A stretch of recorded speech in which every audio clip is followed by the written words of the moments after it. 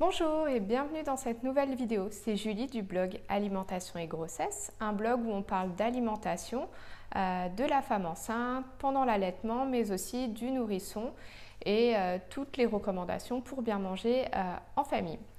Aujourd'hui, dans cette nouvelle vidéo, nous allons parler des acides gras essentiels, notamment des oméga 3, et voir plus en détail quelle huile il va être nécessaire d'utiliser à la maison au quotidien, que ce soit pendant la grossesse, l'allaitement, mais aussi avec vos enfants pour avoir l'équilibre parfait au niveau des matières grasses. Nous verrons aussi en fin de cette vidéo quelle huile sera à bannir vraiment de votre placard. Donc, en ce qui concerne les huiles, chaque huile va être différente de par sa composition. Il y a des huiles plus intéressantes que d'autres. Sur les premières recommandations, ça va être de jouer sur la qualité de vos huiles. Donc, on va privilégier des huiles de première pression à froid ou extra vierges, sur lesquelles il n'y aura pas eu de chauffage pour extraire l'huile des graines. Du coup, on préserve une meilleure qualité. Et si j'ai un conseil à vous faire, ça serait plutôt de partir sur des huiles bio, où là on évite tout ce qui est produits chimiques et pesticides au niveau de la culture. Enfin, on limite quand même le plus de risques. Pour ma part, j'utilise 3 types d'huile à la maison. Je vais commencer par vous présenter l'huile d'olive. Donc là, on retrouve les recommandations. On a extraite à froid, huile extra vierge et avec le label agriculture biologique. L'huile d'olive, ça va être l'huile un petit peu de base. C'est celle qui est assez répandue en France et notamment dans tout ce qui est alimentation méditerranéenne ou type alimentation sur le modèle crétois. C'est une huile très riche en différents acides gras, mais elle a une particularité, c'est que pour la grossesse et l'enfant, elle va manquer un petit peu d'oméga 3. Donc elle ne va pas être à bannir du tout, bien au contraire, elle va être intégrée dans notre alimentation au quotidien, mais pas toute seule. Donc celle-ci, on va la combiner avec d'autres huiles. On va s'intéresser à l'huile de colza. Donc l'huile de colza, ça va être une huile très intéressante parce que celle-ci apporte des oméga 3. On a environ 9% d'oméga 3 dans l'huile de colza. Les oméga 3, savoir que ce sont des acides gras extrêmement sensibles puisqu'ils sont sensibles à la chaleur, à l'oxygénation. Donc une huile peut vite rancir. Les oméga 3, pourquoi ils sont importants pour votre bébé? Ils vont participer en fait à la maturation du cerveau, donc à la croissance et au bon développement du cerveau de votre enfant. Donc tout au long de la grossesse, mais aussi après au niveau de la diversification alimentaire et tout au long de sa croissance jusqu'à la fin de l'adolescence où le cerveau continue sans cesse de grandir, les oméga 3 vont être vraiment indispensables. Et à l'heure actuelle, on a tendance à les négliger, sachant qu'ils ne se trouvent pas partout. On les trouve bien évidemment dans les poissons gras comme le saumon, les sardines, le thon. Mais c'est vrai qu'on a quand même des restrictions au niveau de la qualité des poissons, les métaux lourds. Donc c'est vrai qu'on a tendance à limiter leur consommation. Le plus simple, le moyen le plus rapide et le plus efficace pour avoir nos oméga 3 au quotidien, c'est les huiles. À savoir qu'il nous en faut au quotidien parce que c'est un acide gras qu'on dit essentiel. On ne sait ni le fabriquer ni le stocker. Du coup, il doit être apporté par l'alimentation au quotidien. Donc, je reviens à notre huile de colza. Donc, l'huile de colza est une huile très intéressante parce qu'elle apporte des oméga 3 en quantité intéressante. Alors, moi, je n'utilise pas l'huile de colza seule. J'achète en fait une huile où on a une combinaison olive-colza dans la même bouteille. Pourquoi j'ai fait ce choix? C'est plutôt pour des raisons pratiques, pour ne pas avoir non plus 50 000 huiles à la maison. Donc j'utilise celle-ci pour le quotidien. Le seul inconvénient, c'est que l'huile de colza est quand même sensible à la chaleur et elle ne supporte pas une température au-delà de 160 degrés.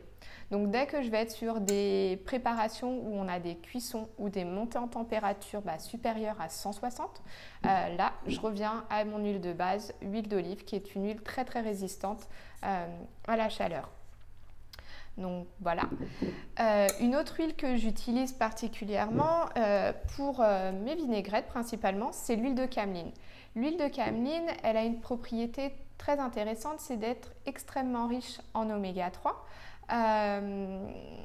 L'inconvénient, c'est que voilà, elle s'utilise que pour de l'assaisonnement, soit sur des salades, des crudités, ou elle peut être mise en un filet en fin de cuisson, par exemple sur des légumes qui ont été cuits à la vapeur, et après au niveau de l'assaisonnement on rajoute un petit filet de l'huile de cameline.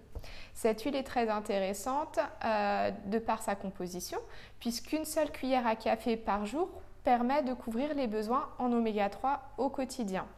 Par contre, c'est une huile qui s'abîme assez vite de par sa richesse en oméga 3. Donc après ouverture, il faut bien la conserver au frigo et en général, elle tient entre 3 et 6 mois. Donc au-delà de ça, elle va commencer à rancir et perdre ses propriétés. Donc si vous commencez à sentir un goût ou une odeur rance, c'est qu'il faut la jeter et en racheter une autre. Au niveau des quantités journalières d'oméga 3 pendant la grossesse, on va être à peu près sur 2 cuillères à soupe, une pour faire le repas du midi et une pour faire le repas du soir, donc à répartir entre l'assaisonnement et la cuisson.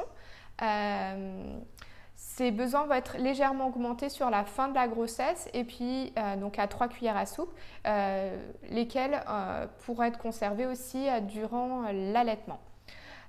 Voilà pour nos huiles. Donc combinaison olive-colza, plutôt l'huile d'olive pour avoir des préparations si on monte un peu plus en température, et l'huile de cameline très riche en oméga 3 mais plutôt pour des préparations crudités ou assaisonnement après cuisson, donc à mettre à froid. On ne fait surtout pas de chauffage avec l'huile de cameline. Je vous disais tout à l'heure qu'il y avait une huile à bannir de votre placard, ça va être l'huile de tournesol. L'huile de tournesol est l'huile qui est actuellement encore la plus consommée en France. C'est vrai qu'elle a des avantages, notamment sa résistance à la chaleur, donc on peut faire des montées en température assez importantes, mais en contrepartie, c'est que c'est une huile qui est très très riche en oméga 6. Les oméga 6, c'est un acide gras essentiel, donc on a certes besoin, mais qu'on trouve de manière assez importante dans notre alimentation. Et nous, ce qui nous intéresse, c'est plutôt les oméga 3.